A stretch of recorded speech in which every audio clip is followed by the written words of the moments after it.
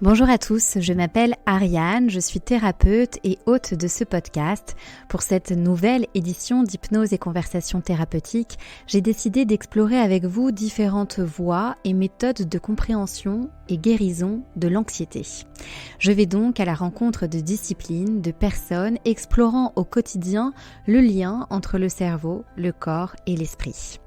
Je propose des séances en visio et en présentiel pour vous aider à changer d'angle de vue, à poser un regard différent sur ce que vous nommez encore aujourd'hui blocage, problème et même symptômes. Pour en savoir plus, rejoignez-moi sur mon compte Instagram, Ariane Hypnose.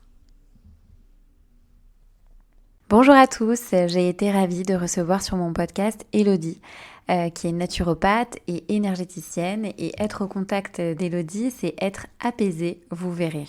On parle ensemble d'alimentation, de connexion entre le corps et l'esprit, mais aussi avec la nature. On aborde le pouvoir de l'intention, de l'intuition, et je rejoins Elodie sur l'importance de s'autoriser à créer des espaces sacrés en nous et autour de nous. Mais je n'en dis pas plus et je vous laisse écouter notre conversation. N'oubliez pas, si cet épisode vous a plu, partagez-le et laissez, s'il vous plaît, un avis. Ça m'aiderait énormément à gagner en visibilité.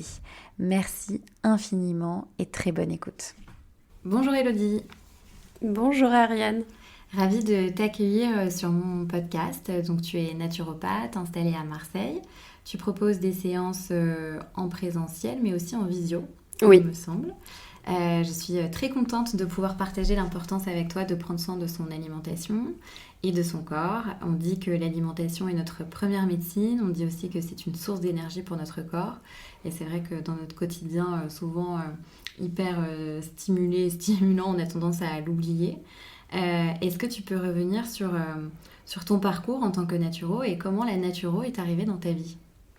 Avec plaisir. Alors, comment c'est arrivé dans ma vie ? Donc, faut déjà savoir que moi, j'étais une enfant très connectée à la nature. Donc, j'ai grandi, en milieu campagne. J'ai toujours, été vraiment au contact des plantes. Le week-end, c'était tout le temps les sorties en bois. Enfin, voilà, il y avait une forêt juste à côté, etc.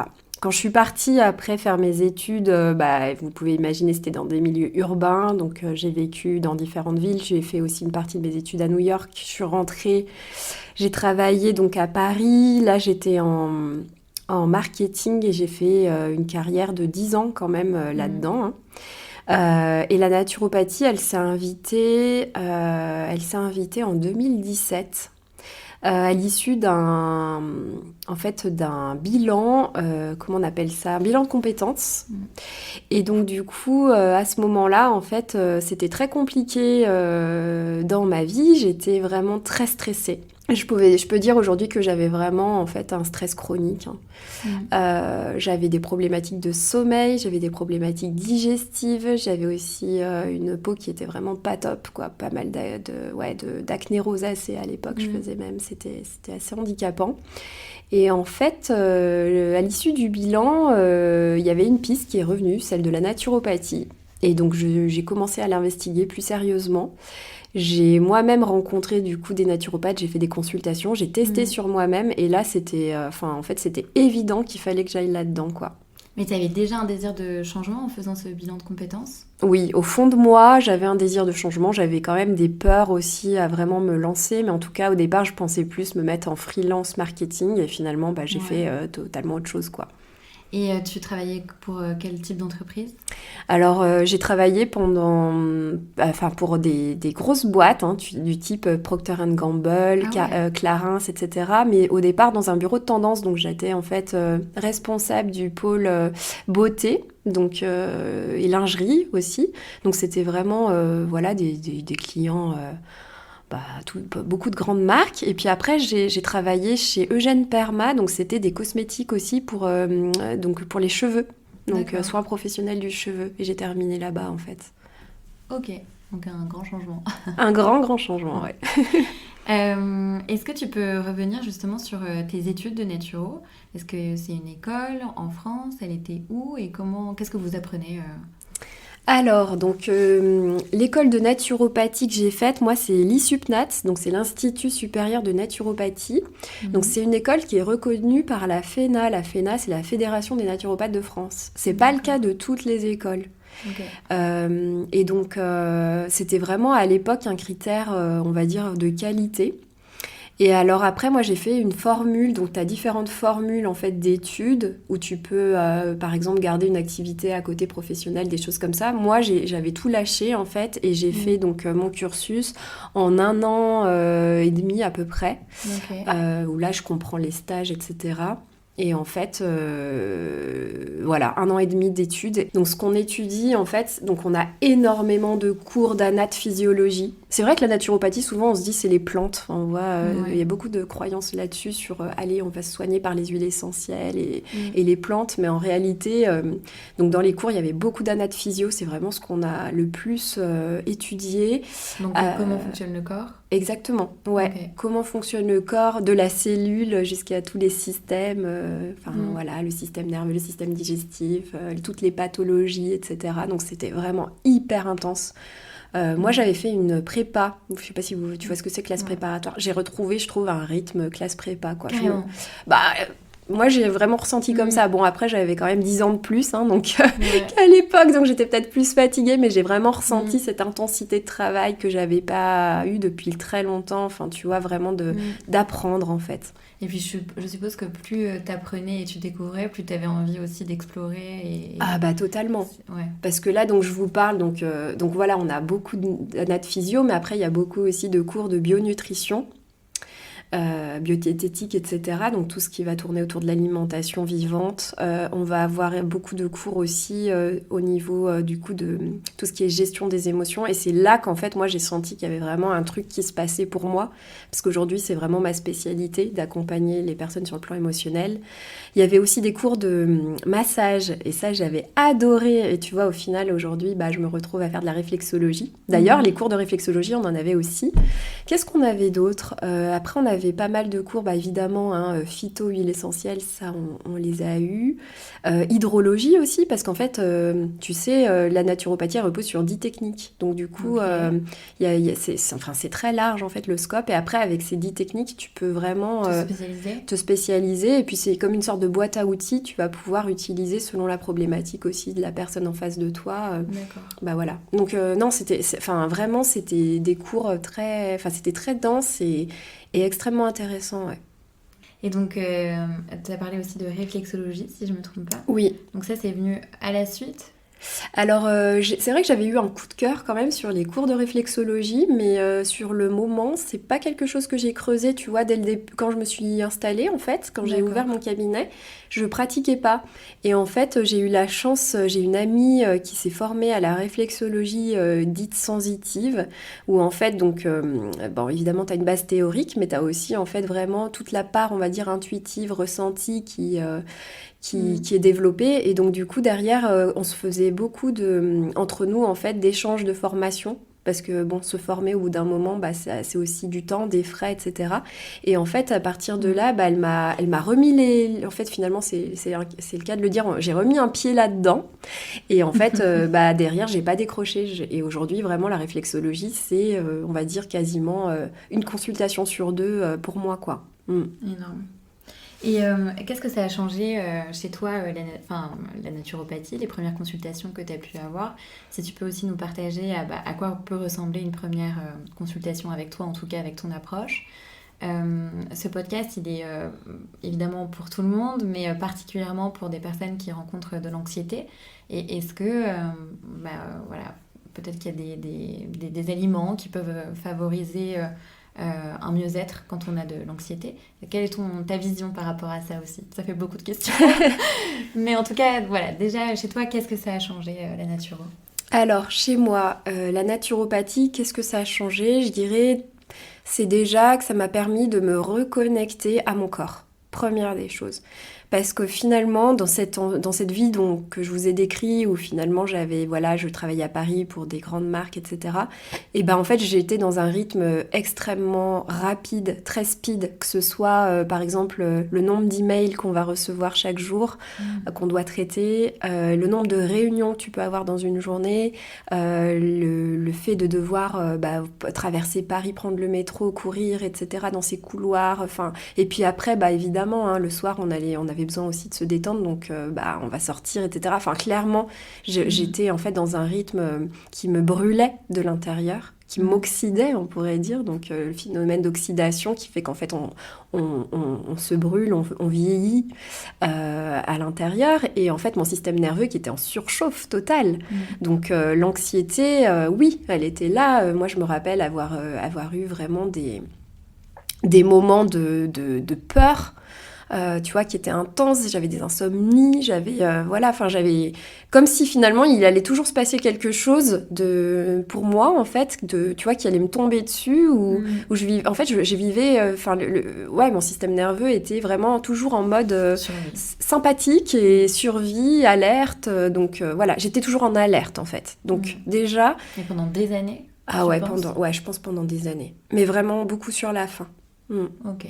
Ouais. Et en plus de ça, moi, quand je vous dis sur la fin, c'est qu'il y a eu aussi je repense aussi aux attentats du 11 novembre. Je les ai vécus de plein fouet. Et tu vois, en fait, c'est là, d'ailleurs, que j'ai commencé à me dire, il y a un truc qui va pas, en fait. Et ça m'avait vraiment aussi rajouté une couche, une grosse couche. Donc du coup, ça m'a permis, la naturopathie déjà, de reconnecter à mon corps, parce que d'une certaine manière, j'ai commencé déjà, je vous ai parlé donc de plusieurs techniques, mais il y en a une que j'ai oubliée aussi, c'est l'exercice physique. Mais tu vois, souvent, on a tendance à aller se cramer dans des salles de sport où on va faire du body pump, des machins, des trucs, du crossfit, etc. Sauf qu'en fait, comme on est déjà dans des rythmes très accélérés, on a plutôt besoin de revenir en fait à des choses très slow, où on va vraiment venir ressentir les choses, parce que quand on est dans l'alerte, on ressent plus en fait. Et surtout, comme tu disais, notre corps, il est déjà, quand on a une anxiété, il est déjà saturé d'hormones de stress. Et donc, aller pratiquer des activités sportives qui vont utiliser énormément d'énergie, mais qui vont surtout développer beaucoup de stress, encore plus de stress dans le corps. Là, on pourrait se dire, non, je me suis défoulée. Oui, mais pour ton corps, peut-être pas de la bonne manière. Et c'est vrai que c'est ce que je disais la dernière fois à des clients, c'est revenir à ces sensations dans son corps et rétablir un sentiment de sécurité dans son corps. Exactement. Donc du coup, c'est ça, c'est ce que tu viens de dire, hein, c'est retrouver de la sérénité corporelle, le sentiment de sécurité. Donc moi, là, clairement, ce qui m'a fait énormément de bien, c'est la pratique du yoga. Bon, à l'époque, c'était pas aussi développé, mais vraiment, moi, ça m'a fait énormément de bien. Et pendant mes études de naturopathie, un truc que j'ai fait qui m'a fait aussi beaucoup de bien, c'est d'aller me faire masser. Parce que ça, vraiment, en fait, pour renouer avec le corps, rien que, tu sais, ressentir les contours, ressentir la chaleur, le toucher en fait vraiment qui vient là aussi apaiser. C'est d'ailleurs une des premières techniques qu'on peut pratiquer quand on est enceinte pour donner une sécurité, tu sais, un sentiment de sécurité in utero, donc à travers l'aptonomie. Mais en fait, le toucher aujourd'hui dans nos sociétés, il n'y en a plus. Il y en a très peu, quoi. Et vraiment, donc, retrouver le toucher. Et après, ce que j'ai fait aussi, je vous en parlais tout à l'heure, de toutes les techniques d'hydrologie, c'est aussi tout ce qui est bain, etc., sauna, machin. Mais moi, je me rappelle très bien que j'y allais quasiment tous les 15 jours. J'allais me faire ce qu'on appelle un sauna intègre, donc à Paris. Et donc là, en fait, c'est pas le sauna où tu vas rentrer 5 minutes avec ta serviette, avec 1000 personnes, etc. Voilà. Non, là, ça se pratique vraiment. Tu prends le temps, ça se pratique en fait. Il y a tout un protocole, des douches à prendre, des temps de repos, etc. Et tout ça, vraiment, je sentais au fur et à mesure que ça me permettait de nettoyer, comme tu disais, de détoxiner aussi ces hormones de stress et aussi de venir vraiment apaiser ce système nerveux qui était clairement en ébullition, quoi. Ok. Et dans ton alimentation, est-ce que tu as changé des choses ? Oui, et c'est vrai que je ne parle pas de l'alimentation, mais l'alimentation de la même manière. Moi, j'avais vraiment une alimentation qu'on pourrait dire pro-inflammatoire. Donc, C'est quoi une alimentation pro-inflammatoire? Une alimentation pro-inflammatoire, donc c'est une alimentation qui va pas être nécessairement déjà brute, de saison, locale, etc. Là, moi j'avais vraiment souvent quand même recours à des produits industriels. J'habitais à Paris, j'avais pas forcément envie de cuisiner, t'es dans des petites cuisines, avec un rythme rapide. J'avais beaucoup de Deliveroo, de Uber Eats, de choses comme ça. Voilà, il y avait la cantine à midi. Enfin, honnêtement, c'était loin d'être fou, hein. Et donc, du coup, les aliments pro-inflammatoires, alors moi, je carburais avec énormément de café parce que j'étais très fatiguée. Donc, j'étais à, je sais pas, au moins 4 cafés par jour, et ce qui était énorme pour moi, pour ma constitution, en fait. Qu'est-ce que j'avais ? J'avais aussi du sucre, hein. Voilà, pareil, un excitant pour aussi me permettre de tenir le rythme. Le matin, je commençais aussi avec un grand bol de café avec du lait. C'est une bombe pour l'estomac, donc si tu veux, pareil au niveau digestif, c'était pas du tout terrible. Beaucoup de gluten. Ouais, voilà, c'était essentiellement ça. Bon, et puis il y avait quand même l'alcool festif, mais c'était pas bon. Tu vois, ça restait quand même épisodique. Mais malgré tout ça cumulé, ça faisait que pareil, hein, dans mon corps, ça allait beaucoup trop vite, en fait. Par exemple, un transit beaucoup trop rapide, je sais pas, des palpitations, des crampes aussi. Des crampes, pourquoi pas, j'étais déminéralisée. Donc oui, je suis revenue à quelque chose de beaucoup plus... une alimentation finalement beaucoup plus brute, beaucoup plus du fait maison, déjà pour commencer. Tout doucement, un petit sevrage du café avec différentes petites techniques. Et puis, après, reminéralisation du système nerveux. Donc, ça, c'est très important. Mais en gros, alors, il nous faut du magnésium. C'est très important parce que c'est le premier minéral qui va fuiter en cas de stress. Et on est déjà carencé quasiment tout le monde, en fait. Donc, du magnésium, des oméga 3, pareil. Ça, tu vois, c'est une énorme carence dans toute la population. Il faudrait qu'on arrive à consommer à minima au moins une fois par semaine du poisson gras, sardines, maquereaux, saumon. Okay. Et c'est pas le cas, hein, très souvent. Puis bon, t'as différents types d'oméga 3, donc voilà, très souvent on est carencé. Des vitamines du groupe B, alors ça, pareil, tu vois, c'est des choses aussi qui peuvent être aussi assez absentes parce qu'on a aussi des tendances, moi je trouve, dans nos sociétés à ne pas mettre beaucoup de protéines dans l'alimentation ou parfois à faire des régimes, en fait, tu vois, végétariens, mais qui sont pas bien calibrés, c'est-à-dire qu'on va pas faire les bonnes associations, etc. Donc on va se retrouver avec des carences. Voilà, bon, c'est des choses très classiques en fait, hein, mais malgré tout, ça commence comme ça, et puis petit à petit, au fil du temps, tu te déminéralises. Si à côté de ça, t'es toujours en état de stress, à un moment donné, t'as plus beaucoup d'énergie. Hein. Quels résultats, petit à petit, t'as pu justement observer chez toi, et même que tu peux observer chez les personnes qui te consultent, qui est lié à l'alimentation?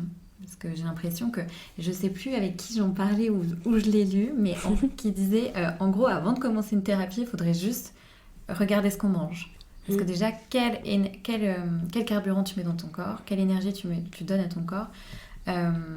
Et à partir si on commence à changer aussi à l'intérieur, justement, c'est un changement extérieur aussi qui va s'opérer. Donc, quel changement, toi, tu as pu justement observer avec moins de café, moins de gluten et surtout, est-ce que tu as aussi des choses assez simples ou généralistes qui sont du bon sens et qui peuvent vraiment apporter beaucoup de bienfaits? Donc, je suppose, tu viens de le dire, avec plus de légumes, respecter les saisons. Est-ce que tu veux boire beaucoup d'eau aussi? Oui. Est-ce qu'il y a des choses qui te viennent? Alors déjà, donc ta première question, c'était les premiers résultats qu'on va pouvoir observer. Moi, je trouve très rapidement, on peut venir déjà soulager sur le plan digestif. Donc déjà retrouver un transit, on va dire, qui soit classique, normal, c'est-à-dire une selle par jour. Bien souvent, soit on est trop constipé, soit à l'inverse, en fait, on va avoir tendance à avoir un transit trop rapide. Donc ça peut vraiment être, si on fait les choses, et bon, encore une fois, ce que je vous dis, ça va dépendre de chacun, parce que chaque corps est différent, mais très souvent, je trouve qu'on observe des résultats déjà sur 2-3 semaines Il y a déjà beaucoup moins de ballonnements, très souvent, un transit qui s'améliore, etc. Donc déjà, tu vois, sur le plan digestif, c'est super. Après, moi, je dirais que ce qui a été assez rapide de mon côté, ça a été aussi, je l'ai vu sur ma peau. Je l'ai vu assez vite sur ma peau, finalement. Le teint beaucoup plus lumineux, moins de boutons. Ouais, vraiment, il y a eu un avant, un après. Enfin, je me souviens vraiment de... Ouais. Sur le plan, après, même sommeil, alors ça a été plus long pour moi, tu vois, parce qu'il a fallu vraiment, je pense aussi que je... Enfin bon, c'était un ensemble, mais il y avait aussi mon environnement qui était pas terrible parce que bon, il y avait quand même de la pollution lumineuse, il y avait du bruit, des choses comme ça, et que bon, moi, ça faisait quand même des années que je me trimballais des problématiques de sommeil. Mais hyper jeune en plus. alors, bah ouais, enfin jeune, en fait, tu vois, je me rappelle très bien que quand je suis arrivée à Paris, genre les 2 premières années, je dormais super bien. Et puis après, bah tu vois, pendant quasiment 8 ans, j'ai dû avoir des réveils nocturnes. J'avais pas de problématique d'endormissement, mais c'était souvent vraiment des réveils.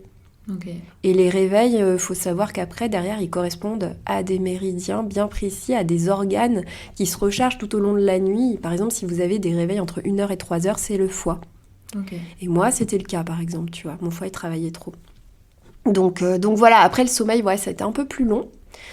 Mais je pense qu'aussi, il y avait l'environnement qui m'a pas vraiment aidée. Donc voilà, déjà, moi, je vous dis, ces 3 axes, ça a été quand même... Ça, on voit tout de suite des résultats. Après... ah oui, et les douleurs de règles. Non, ça, j'en ai pas parlé, mais ça, c'était même bien avant... Tu vois, il y avait, je dirais, digestion...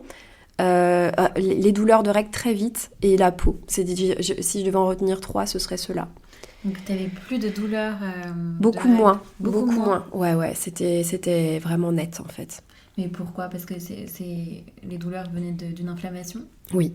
En fait, ce que je peux vous dire, c'est que, bon, là on n'a pas de schéma, mais imaginez votre bassin, qu'à l'intérieur finalement, il y a des organes qui sont très proches et qui vont vraiment venir communiquer les uns entre les autres. Donc vous avez à l'arrière, vous allez retrouver le rectum, l'intestin, le gros intestin. Vous allez avoir devant le vagin utérus, au milieu vagin utérus, et devant vous allez vous retrouver avec la vessie. Donc tu vois, tout ça, ça communique, ce petit monde communique. Donc si j'ai une inflammation au niveau des intestins, forcément derrière, je vais inflammer aussi toute ma sphère urogénitale, et donc du coup, potentiellement, je peux vraiment avoir des règles douloureuses. Et moi, c'était le cas dès que j'ai décongestionné, en fait, d'une certaine manière. En fait, j'ai décongestionné tout mon bassin en faisant cette hygiène de vie, quoi. Donc ça a été assez radical. Hein. Incroyable. Et aujourd'hui, une première consultation avec toi, ça se passe comment ? Alors la première consultation, souvent vous venez pour un bilan de vitalité. Donc l'idée c'est de venir finalement vous donner, moi je dis ça comme ça, hein, mais vous montrer un petit peu comment vous fonctionnez, vous donner votre propre mode d'emploi, parce que souvent en fait on croit se connaître ou pas d'ailleurs, hein, mais en fait on se connaît mal. Donc en fait on le fait comment ? Moi je donne vraiment la parole au corps. C'est-à-dire que je vais vous faire un petit examen morphophysiologique. Donc je vais regarder les volumes de votre corps, on va regarder comment vous respirez, on va regarder par exemple même vos ongles, la texture, la couleur, est-ce qu'il y a des taches. Je vais après examiner aussi votre iris. Ça va nous renseigner, c'est comme une carte vraiment sur l'ensemble du corps. C'est comme le pied, il y a plein de petites zones organiques. Dans l'œil, c'est pareil. Donc là, on va vraiment voir en détail les petites fragilités. Et selon votre couleur aussi, la couleur des yeux, en fait, on voit aussi le type de déchets qui peut circuler dans votre organisme. Ouais. D'accord. Et puis après, on va regarder aussi les volumes crâniens. Et là, ça va nous renseigner plus sur votre caractère, la manière dont vous fonctionnez. Et donc derrière, on va pouvoir justement mettre en place, à partir finalement de cette observation corporelle, on va pouvoir mettre en place ensemble, et puis bien toute une série de questions, une anamnèse, on va mettre en place des réformes. Mais moi, je veux vraiment que vous repartiez avec des réformes que vous arrivez à tenir et que vous avez envie de mettre en place. Je veux absolument pas que ce soit une charge mentale, parce que l'idée, c'est pas d'avoir une liste Et de se dire check, check, check, c'est pas ça. C'est vraiment pour vous, en fait, d'arriver avec suffisamment, en fait, d'envie pour mettre en place des choses pour que vous alliez mieux, mais durablement. Et des fois, en fait, aussi, on peut avoir envie au départ de tout bien faire. Donc, on va tout bien... Enfin, et à un moment donné, ça devient une performance. Et en fait, derrière, on décroche. Moi, c'est vraiment le truc que je veux pas. En tout cas, parce que avec moi, hein, je dis ça parce que... Voilà, quand tu sors d'école, souvent, on va pas forcément te dire ça. Hein, mais c'est l'idée. C'est que vous soyez allégé, pas que vous repartiez avec des choses à faire. Donc, c'est plus quelque chose qui vient s'inscrire naturellement dans une hygiène de vie. Oui. Et que ça va pas être une charge, mais plutôt une nouvelle approche. En fait, c'est exactement ce qu'on se disait là avant d'enregistrer ce podcast. Tu le disais, c'est de donner un nouvel éclirage.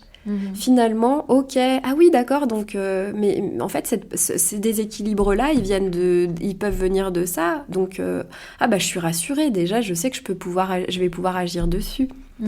D'accord, ah oui, je comprenais pas pourquoi, en fait, le soir, pour moi, c'était hyper difficile de m'endormir, ou pourquoi je suis du soir, en fait. Bah oui, parce que t'es du soir, parce qu'en fait, toi, dans ton tempérament, c'est la thyroïde qui prédomine, donc ça fait de toi un individu qui est plus du soir que du matin, c'est normal, c'est ta nature, donc ne culpabilise pas. Tu vois, c'est vraiment d'essayer de comprendre aussi qui je suis. Donc c'est vraiment un outil finalement de connaissance de soi. Moi je trouve que c'est du développement personnel en fait. Et c'est vrai que en tout cas de mon point de vue et de mon expérience, c'est pas forcément l'idée que j'avais du tout de la naturopathie. Je voyais plus ça comme une alternative au diététicien. En fait, disons... Avec cette image-là. C'est vrai qu'on restreint beaucoup la naturopathie à l'alimentation ou aux plantes, hein, comme je le disais tout à l'heure, mais finalement c'est tellement plus large. Moi, moi, je le pratique de cette manière-là. Hein. Je pense que même je mets un côté, en fait, un peu spirituel dans la naturopathie, parce que, quand je dis spirituel, c'est un côté sacré. C'est que, en fait, chaque personne, elle est unique, elle est spéciale. Chaque personne, elle mérite le meilleur, elle mérite de se connaître, elle mérite aussi de vivre sa meilleure vie dans ce monde. Moi, je pars vraiment de ce principe-là. Et c'est vraiment ce que j'ai envie de... en fait, j'ai envie de transmettre aux personnes qui franchissent la porte de ce cabinet, leur expliquer que l'amour de soi, en fait, c'est possible. C'est pas un truc cucu ou quoi. Non, en fait, vous êtes là pour, dans cette vie aussi, vous donner le plus d'amour de vous-même, pour vivre votre meilleure vie. Vous n'êtes pas là pour souffrir tout le temps. Non, c'est... Tu parlais donc effectivement aussi beaucoup d'émotions. Toi aujourd'hui, quel est ton rapport au lien justement entre le corps et les émotions ? Quelle est ta vision sur ce sujet-là ? Qu'est-ce que tu peux observer, que ce soit peut-être sur toi ou que ce soit auprès de tes patients, clients, je ne sais pas comment tu les appelles, consultants. Qu'est-ce que tu observes et qu'est-ce que tu as envie de partager aussi sur cette idée-là ?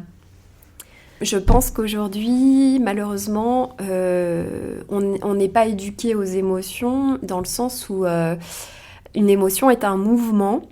C'est ex movere, c'est un mouvement du coup qui en fait se déclenche parce qu'il y a eu un stimuli extérieur et ça va déclencher finalement un mouvement intérieur. Par exemple, je te marche sur le pied, Ariane, tu vas te mettre en colère.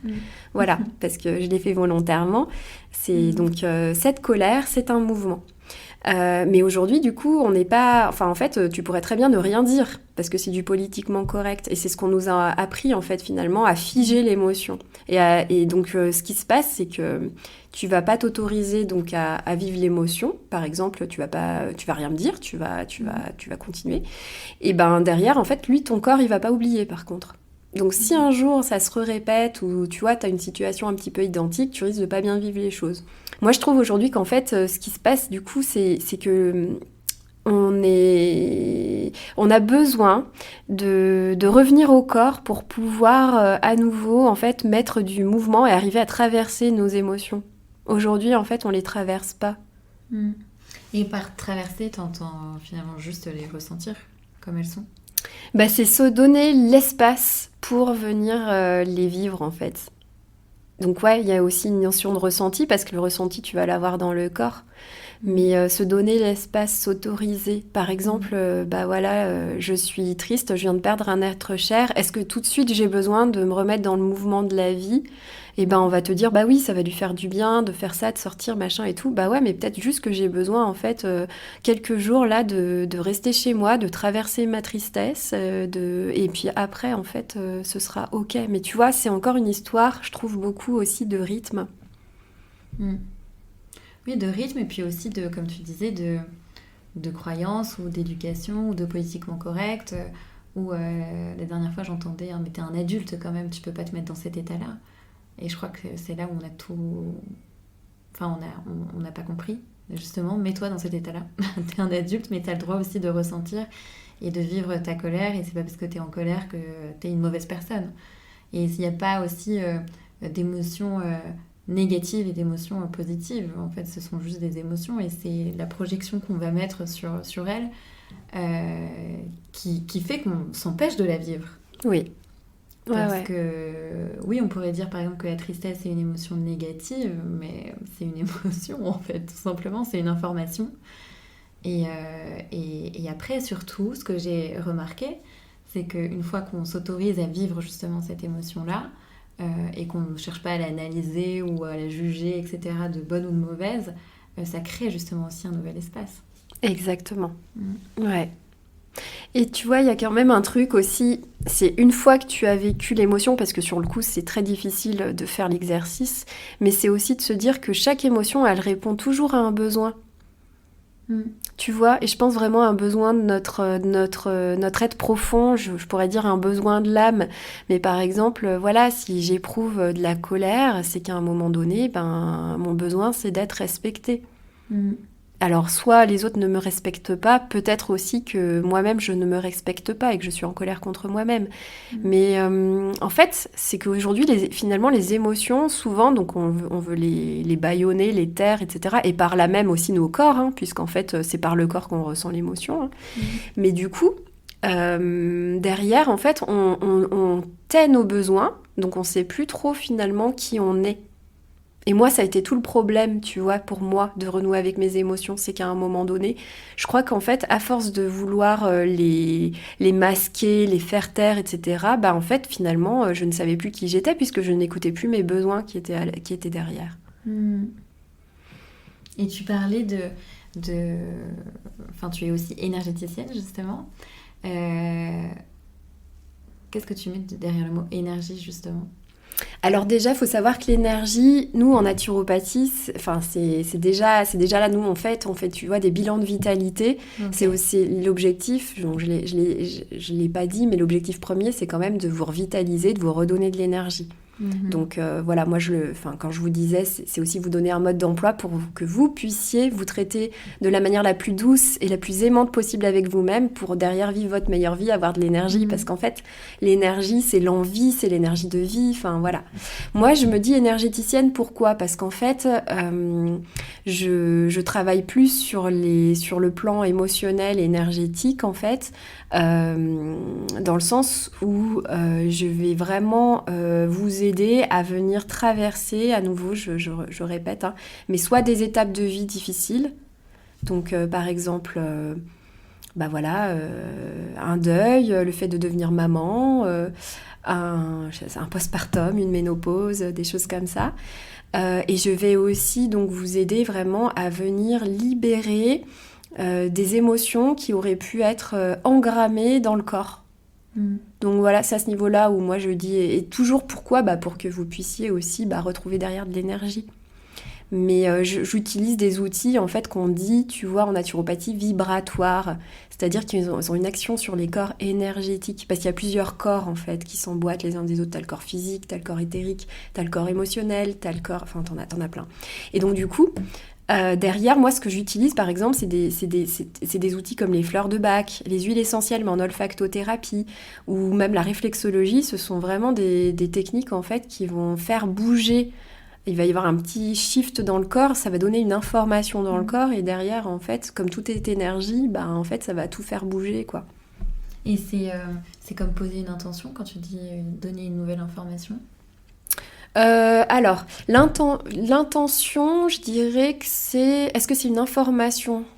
Ah, moi, c'est marrant, mais tu vois, l'intention, je dirais presque que c'est une prière, en fait. Que c'est là où tu veux diriger ton énergie. Et du coup, tu fais aussi, par l'intention, appel à d'autres... Bah oui, tu fais quand même appel aux énergies autour de toi pour que l'énergie aille dans la bonne direction. Mais oui, moi, je travaille toujours avec l'intention dans tous les cas. Alors après, est-ce que... Par exemple, en réflexologie plantaire, je vais informer, on va forcément venir informer, en fait, par exemple, un organe que c'est OK, là, tu peux te... Enfin, Ok. voilà, tu vois, tu vas redonner de l'énergie en fait avec l'acupression. De la même manière, à la fin, voilà, moi je dis toujours que c'est un peu comme si je travaillais, que vous étiez un instrument de musique et que je viens un peu réaccorder tout ça, tu vois. Et je donne du coup une impulsion, un message, en fait un message au corps, une information, oui, donc que en fait c'est ok et qu'il peut lâcher et que en fait on a été là pour lui, on l'a entendu en fait ce corps, tu vois, on l'a entendu et d'être là pour le corps, donc de lui passer cette information, le fait que vous puissiez exprimer en même temps et ressentir, en fait il y a une espèce d'alignement magique qui se crée. Et derrière, en fait, eh ben, l'énergie, elle circule librement. Mm. Et est-ce que tu penses que tu as quelque chose de particulier justement pour pouvoir faire ça? Ou tout le monde peut le faire? Je pense que tout le monde peut le faire, mais par contre, je pense qu'après, il faut, comme tu dis, faut avoir fait un travail sur soi. Faut être sensible, réceptif, etc. Donc voilà. Mais je pense sincèrement que tout le monde enfin, tout le monde a des potentiels, en fait, clairement, énergétiques, ouais, dans le soin, hein. Enfin, bon, j'ai pas le droit de dire de le soin parce que je suis naturopathe, mais clairement, c'est ça. Ouais. Dans le mieux-être. Et tu parlais aussi de plantes. Et tu dis souvent que tu travailles avec les plantes. Est-ce que pour toi, les plantes, elles ont aussi des informations à donner, justement? Vraiment, la plante, pour moi, c'est une alliée parfaite de l'homme, en fait. Et notamment des femmes aussi. Pour moi, la plante, en fait, déjà, bon, on pourrait dire que finalement, son huile essentielle, c'est un petit peu comme son essence, son âme. Il y a pareil, voilà, il y a plein de messages, en fait, à travers une huile essentielle. Bon, t'as des messages chimiques, évidemment, mais t'as aussi des messages énergétiques. Les parfums, par exemple, ont toujours été utilisés depuis la nuit des temps pour accompagner des rituels sacrés, des choses comme ça. Donc ouais, les plantes, en fait, elles nous ont toujours accompagnés sur le plan énergétique, émotionnel. Moi, je crois vraiment que je suis guidée par les plantes. Ouais. Alors comment tu pourrais le décrire quand tu dis que tu es guidée par les plantes? C'est-à-dire que tu as accès à des informations, t'apprends avec elles, tu co-crées avec elles? Je co-crée, j'apprends avec elles. Bon, elles ont des propriétés sur le plan physique, elles ont des propriétés énergétiques. Et du coup, à force de les côtoyer, de les expérimenter sur soi, de les utiliser, etc., d'être à leur écoute, je sais qu'aujourd'hui, clairement, lors de mes séances, elles sont là vraiment pour nous accompagner. C'est des vrais alliés. Moi, il y a toujours en fait une plante qui va faire apparition, que ce soit à travers une visualisation, que ce soit à travers un tirage de fleurs de bac, à travers une huile essentielle, pour vous accompagner et vous permettre justement de traverser une émotion. Et tu parlais aussi, tu as utilisé un mot, le mot sacré. Ouais. Quelle est la place du sacré, justement, toi, dans ton approche et même dans ta vie au quotidien? Elle est de plus en plus importante et forte. Le sacré, en fait, pour moi, ça permet de remettre du sens. Et ça permet aussi tu vois, tu parlais de sécurité. Moi, je pense vraiment que le sacré redonne de la sécurité. Bon, on va prendre un exemple très très con, hein, mais par exemple, vous allez mourir sur votre lit de mort. Si vous êtes croyant, vous allez peut-être avoir envie de faire une prière ou quelque chose, tu vois, il y a quand même cette dimension. Voilà, on n'est pas en fait, on est des êtres, si vous voulez, au final, on est connectés terre-ciel. On est des êtres verticaux, hein, enfin voilà. Donc on aura toujours quand même, si ça s'exprime pas à travers la religion, ça peut s'exprimer à travers des rituels, à travers, tu vois, des cérémonies, des choses comme ça. Moi, je pense vraiment que en fait, tout ça nous permet de marquer des passages, par exemple des passages de vie, de créer un environnement vraiment sécuritaire pour vivre en fait ces émotions pleinement tu vois, dans des espaces qui sont sacrés. C'est sacer en latin, je crois que ça veut dire en dehors ou quelque chose comme ça. Tu vois, c'est un peu en dehors du quotidien, quoi. Mais du coup, t'es dans quelque chose en fait de très cocon. Mais c'est vrai que ça a tendance à disparaître. Oui, et je trouve en même temps ça revient à fond. Parce que d'une certaine manière, moi je me dis à chaque fois que ce que vous ne voyez pas lors des séances, quand je dis aussi sacré, c'est qu'il y a toute une préparation, tu vois. Moi je prépare l'espace de sorte à vraiment à ce que vous soyez bien en rentrant.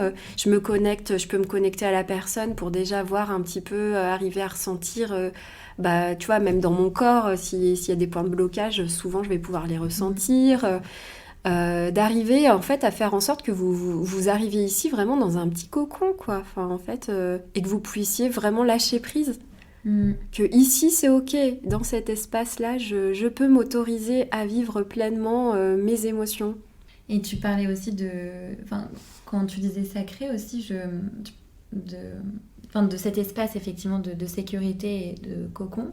Tu organises aussi des cercles Oui. À destination de femmes, si je ne me trompe pas. Quelle est aussi la place justement des femmes dans ta vie, dans ton approche ?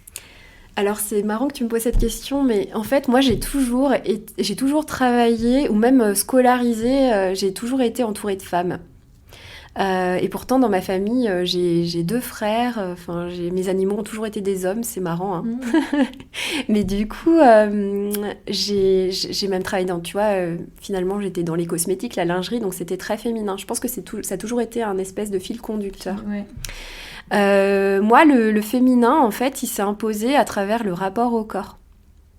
Parce que moi-même, ayant été coupée de mon corps, et venant, donc ça, je m'en suis rendu compte en faisant du travail, tu vois, de psychogénéalogie, etc., etc., je viens d'une lignée de femmes qui se coupent du corps. Donc, c'est-à-dire qu'en fait, on a un corps, mais ce corps, voilà, il n'y a pas de sensation, ou alors on va pas accueillir pleinement le corps de femme, on va avoir envie aussi, tu vois, de masquer les attributs féminins, etc. Je sens vraiment que je porte cette mémoire en moi. Et en fait, les cercles de femmes, j'ai d'abord, au départ, découvert ça pour moi, en fait, avant d'en proposer, évidemment.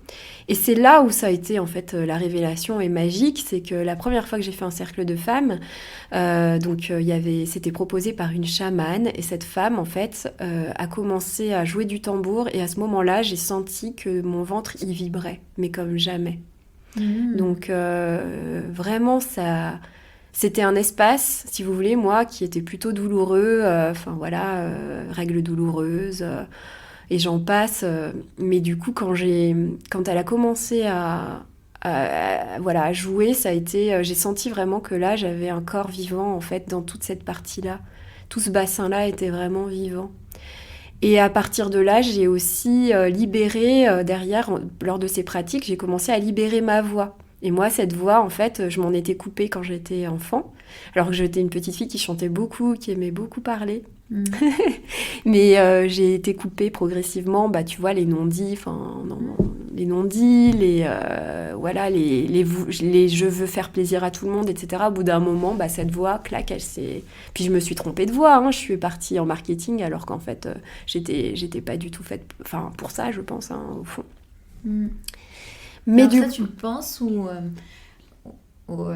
est-ce que tu penses que finalement ça devait se faire ? Tu vois ce que je veux dire ? Ouais, ça devait se faire. Ça devait se faire. Ouais, ça devait... je devais passer, je pense, par là, en tout cas, pour retrouver justement ma voix. Et donc, ces cercles, en fait, m'ont remis dans mon corps, m'ont permis à nouveau de laisser circuler mes émotions. Parce que pendant un cercle, en fait... il y a de la parole libre, mais il y a aussi plein de choses qui vont se passer d'un point de vue aussi énergétique. C'est très chargé d'énergie, il y a l'énergie de toutes les femmes, etc. Il y a plein de choses qui se passent. Et derrière, on se retrouve d'un coup saisi par une émotion et on s'autorise à ce moment-là à la vivre.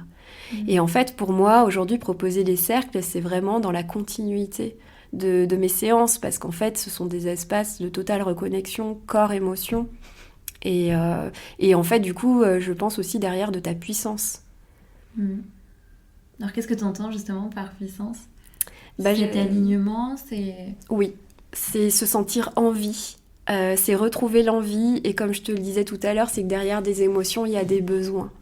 Et donc des fois, quand on peut aussi être parfois perdu dans sa vie, tu vois, de retrouver la petite flamme, quoi. Ce que les Amérindiens appellent l'orenda, en fait c'est ça, c'est cette petite flamme intérieure, ton essence, etc. Moi je trouve que ce sont des espaces qui sont donc sacrés, hors du temps, hors de tout, coupés de ton quotidien, où tu vas pouvoir être dans un climat de confiance, porté par l'énergie d'un groupe de femmes et l'énergie d'un groupe extrêmement puissante. Hein. C'est comme un TGV, moi je trouve, tu vois, des fois que par rapport à de l'individuel, et en fait, derrière, il se passe des choses incroyables, quoi. Est-ce que tu penses que finalement, on se coupe de cette puissance parce qu'on en a peur ? Tout à fait. Ouais. Exactement, c'est ça. C'est quelque chose qui fait peur et après c'est quelque chose aussi, parce qu'on ne le connaît pas en fait, hein. Et c'est quelque chose qui a tellement été réprimé depuis des siècles et des siècles qu'à un moment donné aussi on n'a pas le mode d'emploi, tu vois. Mais la femme, elle est effectivement puissante déjà, juste par le fait de créer la vie, de donner la vie. Je crois vraiment que les femmes sont très puissantes. Oui. J'ai un mot aussi qui m'est venu quand tu parlais, donc je veux le partager ce mot. Mais quelle est la place aussi de l'invisible pour toi ? Parce que dans tout ce que tu décris, donc ces femmes qui se rassemblent, ces choses qui se passent mais qui finalement ne se voient pas. Qu'est-ce qui te vient quand je te dis le mot invisible ? En tout cas, comment ça résonne en toi ? Pour moi, c'est accepter de se laisser traverser par des intuitions, des instincts, des images, tu vois. Et moi, je me rends compte que finalement, aujourd'hui, ça y est, je me laisse à nouveau traverser, mais j'avais tout bloqué. Et en fait, petite, par contre, c'était quelque chose que j'avais. Et en fait, pour moi, tout le monde avait ça, tu vois.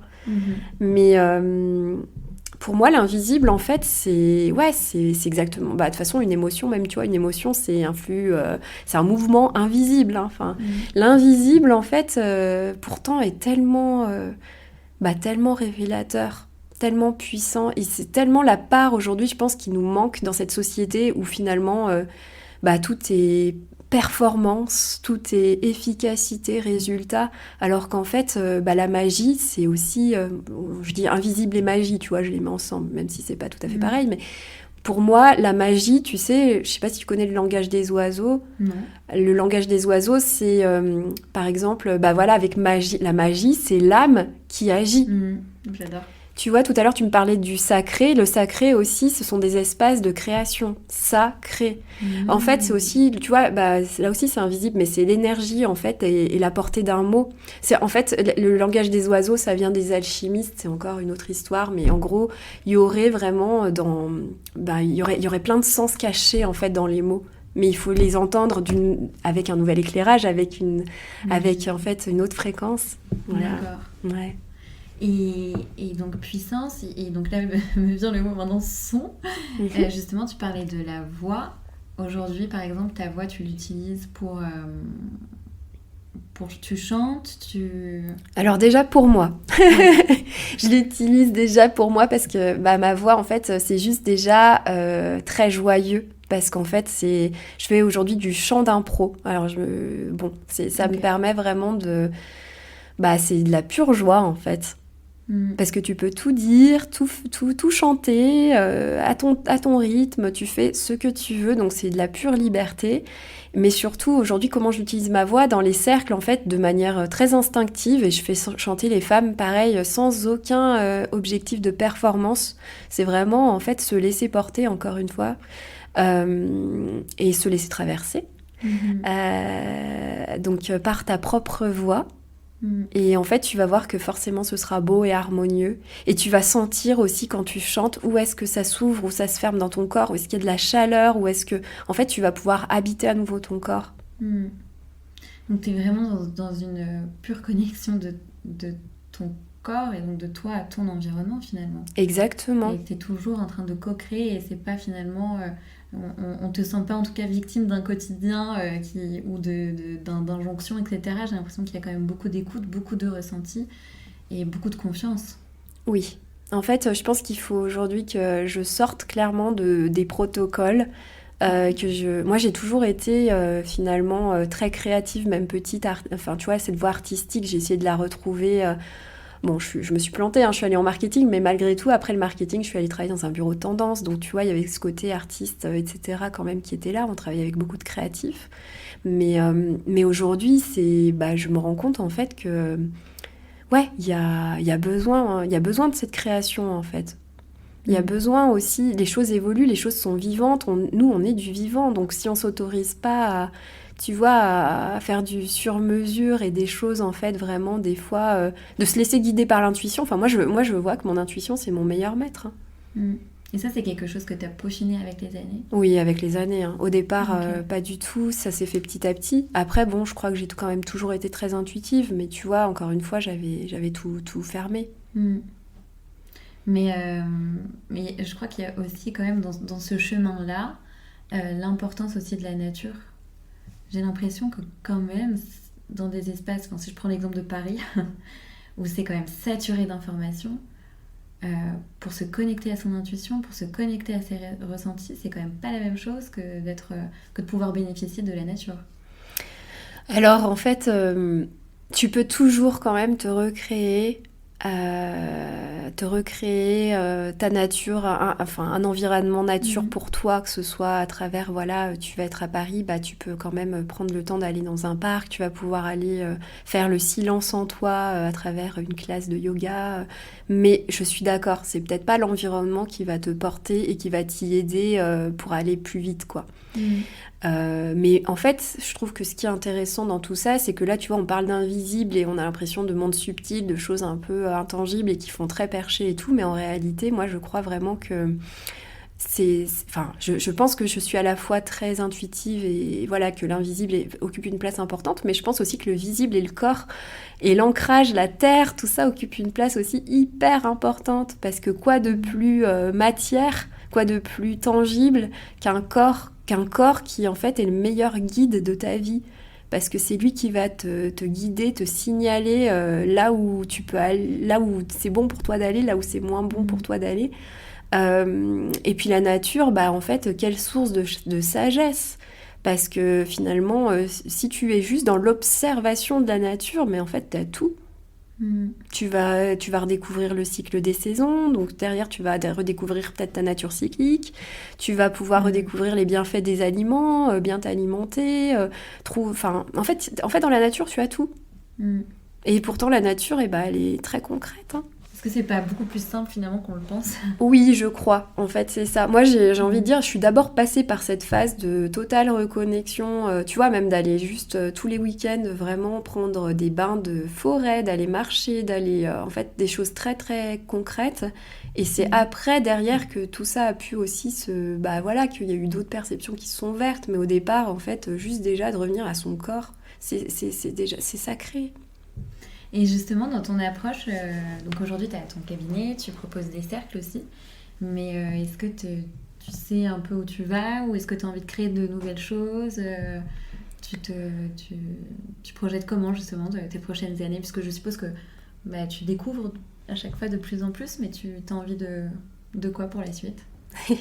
Moi, j'ai toujours envie de me rapprocher de plus en plus de la nature et je pense du coup que proposer des retraites, des choses comme ça, tu vois, pour être, bah aussi pour pouvoir aussi diffuser davantage tout ça, ça va être important d'être de plus en plus ouais, au contact de la nature. J'en ressens vraiment le besoin. Mais après, en fait, au-delà de ça, j'arrive pas trop à me projeter parce que je suis déjà tellement heureuse dans ce que je fais que je crois Mhm. qu'en fait, tu vois. Je te laisserai voir. Ouais, j'ai envie de me laisser porter un peu. Génial. Est-ce que tu as un mantra, une chanson, une citation qui t'inspire et qui te guide dans ta Ouais, vie? alors un truc que je me dis très très souvent et que je trouve je me le dis quasiment tous les jours parce que quand je vois que je vais un peu trop, trop vite, je me dis courir après le temps est le meilleur moyen de ne pas le vivre. Hmm, tellement vrai. Mm. Incroyable. Et est-ce que tu as eu sur ton chemin aussi des mentors? Oui. Des personnes qui t'ont inspiré et pourquoi? Enfin, comment? En fait, parce qu'elles ont pu me partager des choses vraiment que j'ai pu appliquer dans la vraie vie et j'ai vu que ça fonctionnait, quoi. Enfin, je vous parlais tout à l'heure de cette chamane. Clairement, elle, ça a été un mentor. Elle m'a vraiment ouvert la voie du féminin sacré. Donc, donc il y a eu cette personne-là pour les cercles, pour la naturopathie. En fait, au départ, c'est pas la naturopathie telle quelle, c'était mon ostéopathe qui était énergéticienne. Et en fait, c'est comme ça que ça a commencé un petit peu l'énergétique et tout. C'est quand je suis allée la voir en consultation et que j'ai commencé, en fermant les yeux, elle me manipulait à voir des couleurs.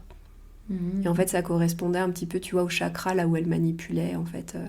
C'est comme ça que et à ce moment-là, je suis partie en Inde, en fait, en voyage, et j'ai capté, en fait, la résonance. J'ai compris que c'était ces chakras-là.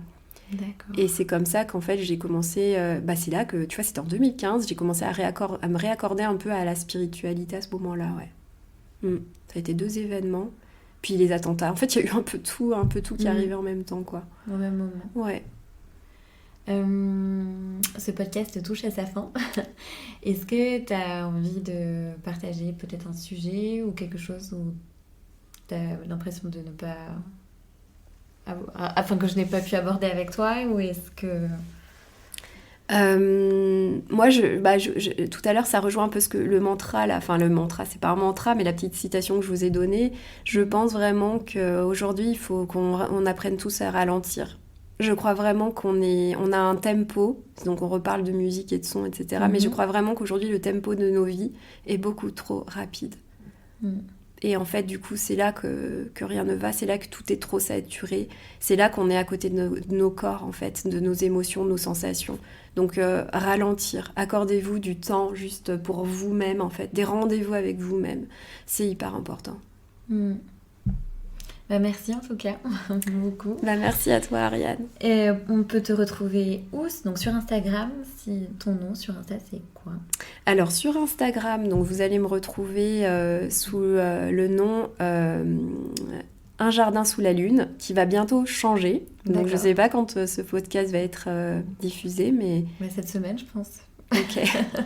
Parce que du coup, le nom va changer parce que justement, j'ai envie de davantage mettre l'accent sur tout ce qu'on vient de partager. D'accord. Et donc, il va s'appeler La Voix des Louves. Génial. Donc, voilà. Donc, peut-être qu'il va sortir pour La Voix des Louves. Hein. En même temps, j'en sais rien, ce serait top. Voilà. Après, vous pouvez me retrouver en cabinet à Marseille aussi. Donc, si vous voulez des consultations, je fais aussi de la visio. Génial. Donc là, vous allez trouver en fait sur mon site internet qui est naturopathe-gelsomino, GELSOMINO.com. Et je mettrai les infos dans la bio. Voilà. Désolée. Parfait. Non, mais c'est bien de le rappeler justement. Merci beaucoup et puis on te retrouve sur tes réseaux et à très vite. Merci.